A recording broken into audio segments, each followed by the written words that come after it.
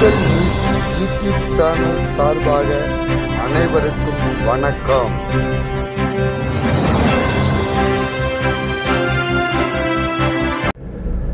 தூத்துக்குடியில் மடத்தூர் லிங்கக்குமார் என்பவருடைய மகள் 19 வயது கல்லூரி மாணவி தூத்துக்குடி எஸ்பி அவர்களிடம் புகார் மனு ஒன்று கொடுத்திருக்கிறார்.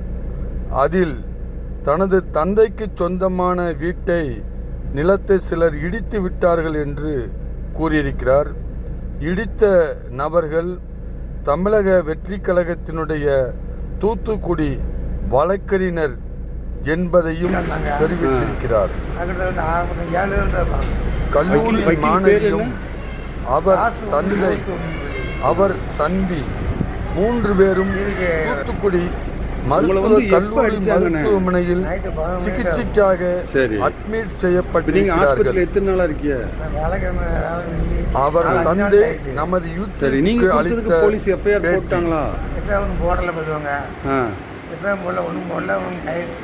போட்டுன்னு சொன்னாங்க. ஆனால் கைது பண்ணலை. ஆமாம். நீங்கள் வந்து முதலமைச்சருக்கு என்ன கோரிக்கை வைக்க விரும்புகிறீங்க? முதலமைச்சருக்கு கோரிக்கை வைக்கணும்னா அவங்க பேரை சொல்லி தான், அவங்க டிவி கேட்க சொல்லி தான் வக்கீல்னு சொல்லி தான் வந்தாங்க. அடிக்கையில் போலீஸ்ன்னு சொன்னாங்க பார்த்தவங்க. ஆனால் கையில் துப்பாக்கிலாம் வச்சுருந்தாங்க. துப்பாக்கி வச்சுட்டு அடிச்சுட்டு கடைசியில் அவங்க கொடி கட்டி தான் போணுச்சு. டிவிக்கு கொடி கட்டி தான் போணுச்சு வண்டியும். 2 காரை வந்து அடிச்சுட்டு போலீஸ் கடைசி வரைக்கும் அவங்களுக்கு உடந்தையாக தான் இருந்துச்சு. போலீஸ் எனக்கு கண்டுக்கிட்டே இல்லை. 2 பேரும் கையை கொடுத்து முடிச்சு போனாங்க. ஆனால் குடிச்சிருந்தாங்க ஒன்று நல்லா போதையை போட்டுக்கிட்டு ரொம்ப ரகலை பண்ணிட்டு தான் இருந்தாங்க. அவங்க 5 பேர் 7 பேர் இருக்காங்க போதவங்க. நாங்கள் எப்படிச்சா அவங்களே அடிக்க முடியும்? அவங்க தான் எங்களை அடித்தாங்க. நான் ஒருத்தன் தான் இருக்கேன். பொண்டாட்டியும் சின்ன பிள்ளையே தான் 2 இருக்கு. பையனுக்கு 16 வயசு தான் ஆகுது பார்த்தவங்க. என் பிள்ளைக்கு டாக்டர் படிக்க வச்சுட்டு படிக்க மாட்டான்னு சொல்லிட்டு நிற்கா. எனக்கு வீடியோவில் கொடுக்கமா இருக்கு அவளும் நிற்கா. இவனு படிக்கலன்னு சொன்னாங்க. நான் அவ்வளோ சொத்தையும் விற்று நான் 2 படிக்க வச்சேன். இப்போ என் கடைக்கும் இடிச்சுட்டாங்க பார்த்தவங்க.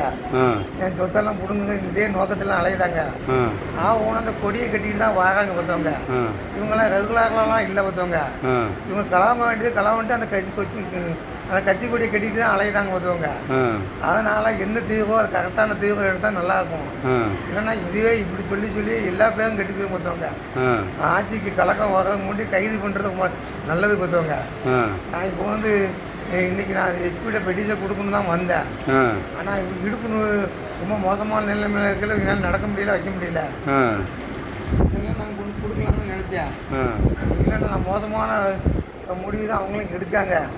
என்னையை கொண்டு போலியான என்னையும் கைது பண்ணணும், இது வழக்கு பதிவு தொடரணும்னு சொல்லி அவங்களும் பொய் கேஸ் கொடுக்கறதாக நான் கேள்விப்பட்டேன்.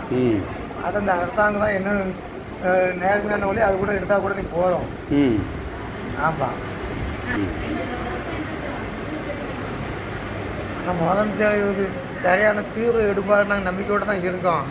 ஆனால் ஒன்றும் இது வரைக்கும் கைது பண்ணாமல் இருக்கிறதுனா எங்களுக்கு மன உளைச்சல் எங்களுக்கு உண்டு பண்ணுது. இப்போ நான் வீட்டுக்கு போனாலும் பலபடி அவங்க வருவாங்கன்னு நினைக்கிறேன். அவங்க மட்டும் அந்த மொனகூர், இந்த சங்கர்லிங்கம் இவங்கெல்லாம் ரொம்ப இதே போல் பல இடத்துல பண்ணிட்டு தான் இருக்காங்க. யாருக்கும் தெரியல பார்த்தவங்க. இதுக்கு முழு உடனேயே இந்த தாசு, இந்த போஸு, இந்த 2 வழக்கறிஞ்சு தான் பார்த்தவங்க. கோர்ட்டில் வேலை பார்க்க வேண்டியவங்க வந்து வீட்லேயும் ரோட்லேயும் தான் வேலை பார்க்குங்க. ராத்திரி நேரம் ஃபுல்லாக இதான் வேலை பார்த்துவாங்க.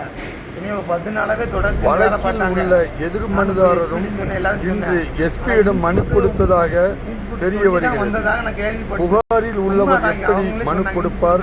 அரசு நடவடிக்கை எடுக்கும்.